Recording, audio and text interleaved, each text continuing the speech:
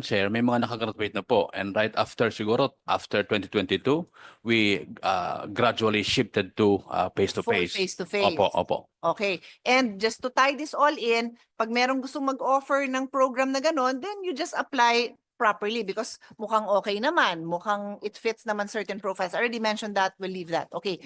So, Madam Chair, siguro yes. po, to continue. We don't have really that liberty to allow our students to come online or to enroll online. I don't know if we can request to check the relaxation of that 75-25% that somehow if the 75 is face-to-face and only 25 is online, if we have the capacity, we are exploring the possibility of, let's say, increasing the number of percentage of online. So that's our request. So that it's depending on SUCs. If SUCs have the capability to deliver it online because they have technology, the facility, and even the content, they can, I think, increase the number of online percentage online, Madam Chair. That will include or that will capture our potential. That Your will full increase. potential. Opo. That will increase our carrying capacity. So what we have in our system is our carrying capacity because we cannot accommodate them, whether physical or online, if they are not within our carrying capacity. So what I mean is, to sum it up, what we have now is our carrying capacity.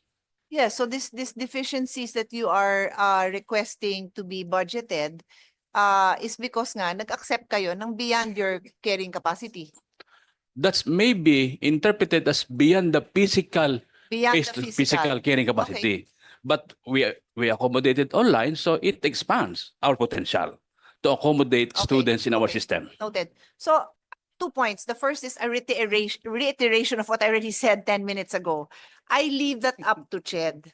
Hindi ho ako nang hihimasok dun sa areas of expertise nyo. Payag ba ako na 100% online? Eh, pag sinabi mo naman, may full delivery, may accountability, makakapasa ng board, why not? Ayoko lang nung napipilitan kayong tanggapin yon because nga nagka-pandemic tapos sa pilitan naging ganito. Saan ka naman nakakita ng med school na online? Pero we didn't have a choice at that time. Pero will I be comfortable with a doctor who malaman ko na yung kanyang training eh gano'n? No, I won't be comfortable. Gusto ko syempre nakagamit siya nung simulators na binili natin tapos na training siya. Anyway, I made my point. I don't object. I just want it to be maayos. You can lobby all you want and I won't support it if hindi pa ayos yung ano tawag mo doon, yung lahat ng kailangang pagdaanan para ma-ensure tayo that the parents are getting the value of their child's time and energy studying unless Ched tells me that maayos na tong program to because there is such a thing. It does exist. I have no problem. Actually, that's my law. The open, what's the full name of that law? Open distance learning. That's my law. So, in case I've given anyone the wrong impression, I'm not against it. I just like it to follow the rules. Okay? Let's move on. Sayang ng oras. Okay na ako dyan as long as maayos and that law, President Gigil appoints UP as the how did I say it? Basta kayo nagdidirect nun because you have the experience. This is years before the pandemic. Inumpisa na yan. So do what you have to do to make that available. But, and that wasn't even my point. It's just that binanggit nyo. So I have to wrap that up. The other point that I want to make is, and I need the numbers. The other point I want to make is, there is clearly a demand for by more students to study. And the physical structure, and when you say physical, or even the digital, kasi bibili ka ng gamit, tapos kunyari you can accommodate 1,000 more students. Yeah, but you have to have a laboratory. The teacher has to have, wag naman yung iPhone lang or kung anong, di ba kailangan maayos yung setup na yun para effective yung delivery. So you still have to invest in that. My point is, because I'm tying it in, this was an intervention, remember, so it is related to the point of my colleague. I always want I am one of those who is always concerned that the poorest of the poor might be deprived. Okay? May be deprived. Clearly. Eh kung 10 kami dito, yung 8 may kaya, yung 2 hindi, pero equally, walang distinction. Tapos biglang hanggang 8 lang yung budget. O di kung napunta sa 9 at 10 yung 2 mahirap, edi nakapasok yung mas mayaman. It's obvious. So my point is, clearly dito sa deficiency nyo, thousands of students wanted to study. And ilan dyan ang mahirap? Yun lang yung point ko. Ilan dyan ang mahirap. Obviously, mas limited ang kanilang capability. Mas limited ang options nila. Why? I go back to my advocacy. Some of you SUCs have already been beneficiaries. Dormitories. Doon pa lang sa dorm na walang titirhan, kung wala siyang kamag-anak sa city, tapos na. Wala na siyang titirhan. Oh, hindi na siya makakaaral. So, yun lang naman yung point that I wanted to make. That I am a proponent of ensuring that the poorest of the poor get priority because less ang options nila. Yun lang yun.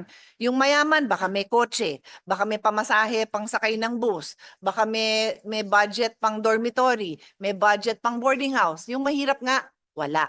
Yun lang. That's the only point I want to make in this discussion. Kaya kailangan yung studies lang natin maayos because I firmly believe na may nadideprive pa rin na mahirap.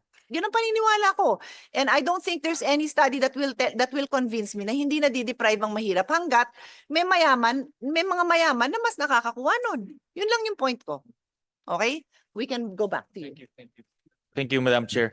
Madam Chair, I just want to show the body. I came across this article during the DBCC hearing that government in 2025 will allocate 590 plus billion, 91 billion in the form of ayuda, no, for 2025.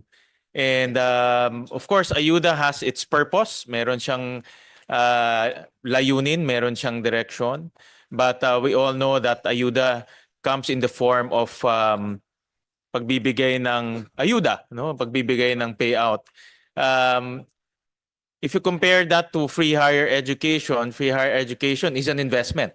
No? Yung linalagay nating pera doon, ang kapalit noon is diploma.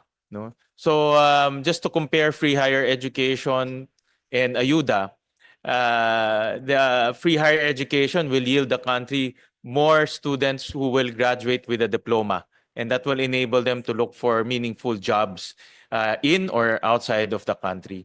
So maybe later on, Madam Chair, we can request the chairman of the Finance Committee kung pwedeng kumurot ng konti sa ayuda, no? At kasi ang hinihingi naman ng SUC is 3 billion in addition. No? So kukurot lang tayo doon sa 591 billion para mapunuan natin ng konti yung